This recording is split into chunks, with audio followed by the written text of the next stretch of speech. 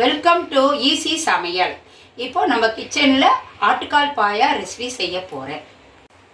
4 ஆட்டுக்கால் சுடுதண்ணியில் ஊற வச்சு கருப்பு போக கிளம்பி வச்சுருக்கேன். இஞ்சி பூண்டு பேஸ்ட்டு, மஞ்சத்தூள் தேவையான அளவு, 4 வெங்காயம் கட் பண்ணி வச்சுருக்கேன், தேவையான அளவு மிளகாத்தூள், எண்ணெய், தண்ணி. இப்போ எண்ணெயை குக்கரில் இதில் வெங்காயத்தை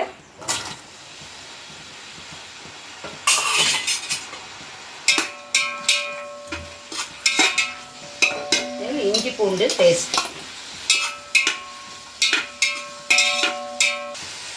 தேவையான அளவு மஞ்சத்தூள்,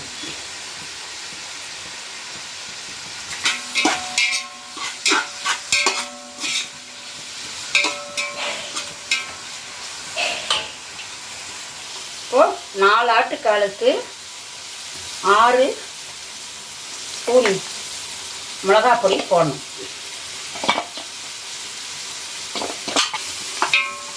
தண்ணி,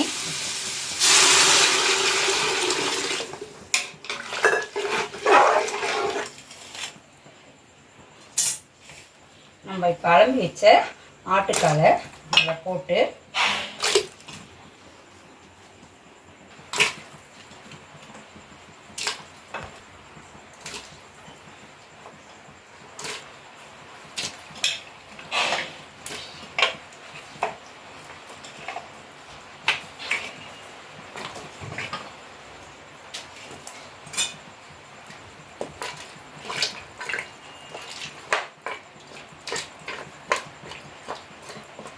இன்னும் கொஞ்சம் தண்ணி வேணும்னா விட்டுக்கலாம்.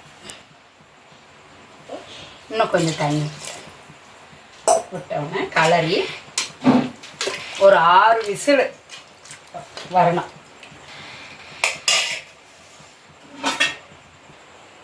6 விசில் வரணுங்க.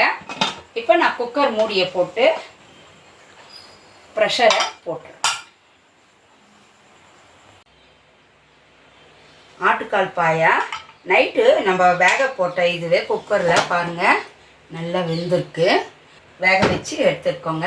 இப்போ பாருங்கள்,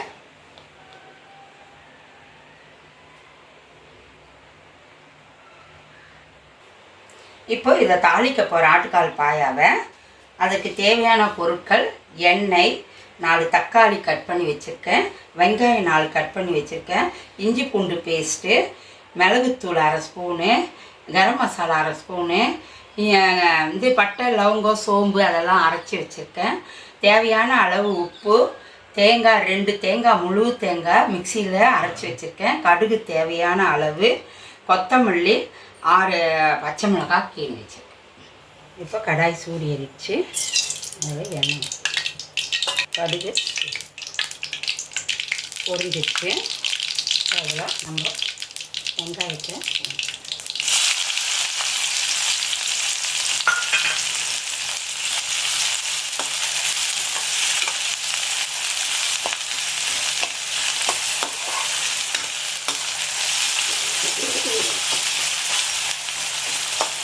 வெங்காயம்,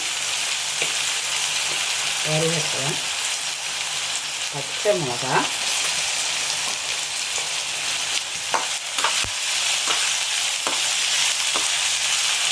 உப்பு, மொத்தத்துக்கும் உப்பு, 4 ஆட்டுக்காலுக்கு உப்பு.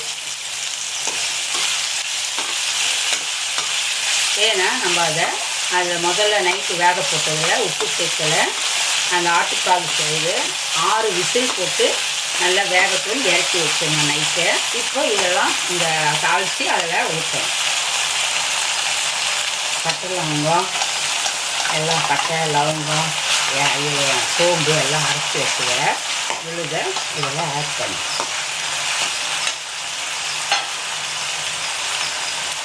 இதுவே கரம் மசாலா,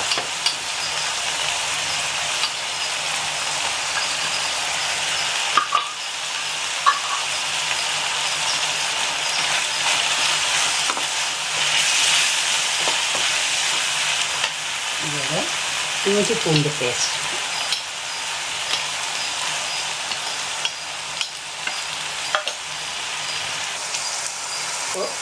மிளகுத்தூள் தேவையான அளவு, இதோட இந்த கட் பண்ணி வச்சுருக்க தக்காளியை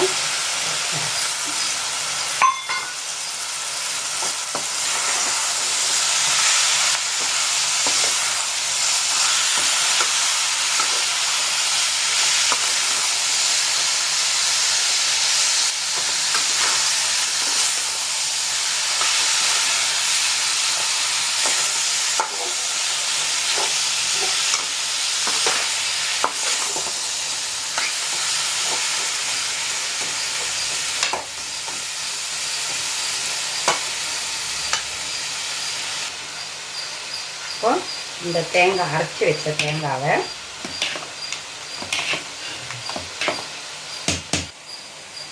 ரெண்டு ஃபுல் தேங்காய் மிக்சியில் அரைச்சி வச்சுருக்கேன். இப்போ நான் இதை இந்த கடாயில்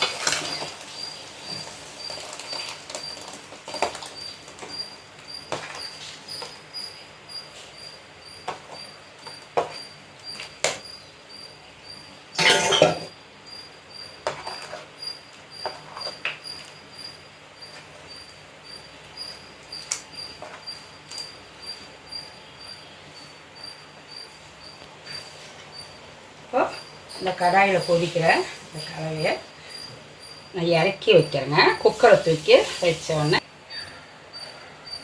நான் இப்போது இந்த கடாயில் தாளிச்ச இது அப்படியே இந்த கால் குழம்புல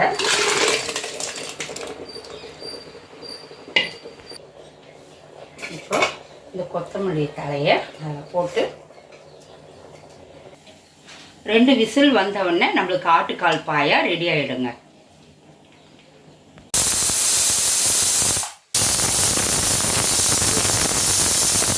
ஆட்டுக்கால் பாயா இதை இட்லி தோசைக்கு தொட்டு சாப்பிட்டா சுவையாக இருக்கும்.